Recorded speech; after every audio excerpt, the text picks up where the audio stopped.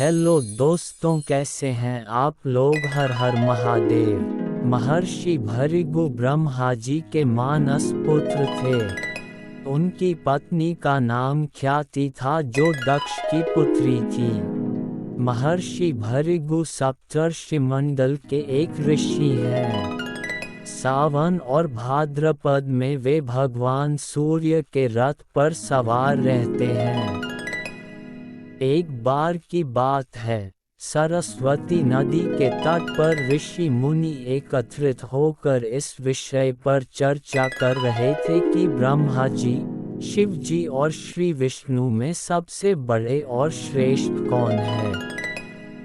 इसका कोई निष्कर्ष न निकलता देख उन्होंने त्रिदेवों की परीक्षा लेने का निश्चय किया और ब्रह्मा जी के मानस पुत्र महर्षि भृगु को इस कार्य के लिए नियुक्त किया। महर्षि भृगु सर्वप्रथम ब्रह्मा जी के पास गए। उन्होंने न तो प्रणाम किया और न ही उनकी स्तुति की। ये देख ब्रह्मा जी क्रोधित हो गए। क्रोध की अधिकता से उनका मुख लाल हो गया, आंखों में अंगारे दहकने लगे।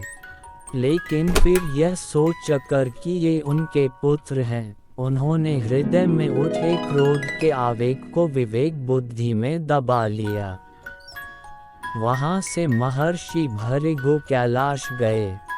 देवाधिदेव भगवान महादेव ने देखा कि भृगु आ रहे हैं तो वे प्रसन्न होकर अपने आसन से उठे और उनका आलिंगन करने के लिए भुजाएं फैला दीं।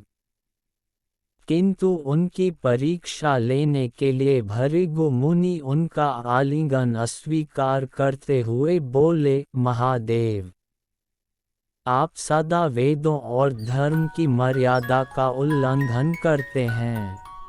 दुष्टों और पापियों को आप जो वरदान देते हैं, उनसे सृष्टि पर भयंकर संकट आ जाता है। इसलिए मैं आपका आलिंगन कदापि नहीं करूँगा। उनकी बात सुनकर भगवान शिव क्रोध से तिलमिला उठे। उन्होंने जैसे ही त्रिशूल उठाकर उन्हें मारना चाहा, वैसे ही भगवती सती ने बहुत अनुनय विनय कर किसी प्रकार से उनका क्रोध शांत किया। इसके बाद भृगु मुनि वैकुंठ लोक गए। उस समय भगवान श्री विष्णु देवी लक्ष्मी की गोद में सिर रखकर लेटे थे। भृगु ने जाते ही उनके वक्ष पर एक तेज लात मारी। भक्तवत्सल भगवान विष्णु शीघ्र ही अपने आसन से उठ खड़े हुए और उन्हें प्रणाम करके उनके चरण सहलाते हुए बोले, भगवान, आपके पैर पर चोट तो नहीं लगी? कृपया इस आसन पर विश्राम कीजिए। भगवान, मुझे आपके शुभ आगमन का ज्ञान न था, इसलिए मैं आपका स्वागत नहीं कर सका। आपके चरणों का स्पर्श तीर्थों को पवित्र करने वाला है।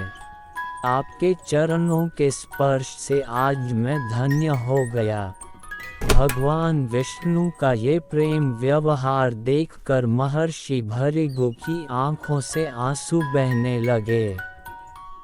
उसके बाद वे ऋषि मुनियों के पास लौट आए और ब्रह्मा जी, शिव जी और श्री विष्णु के यहाँ के सभी अनुभव विस्तार से कह बताया।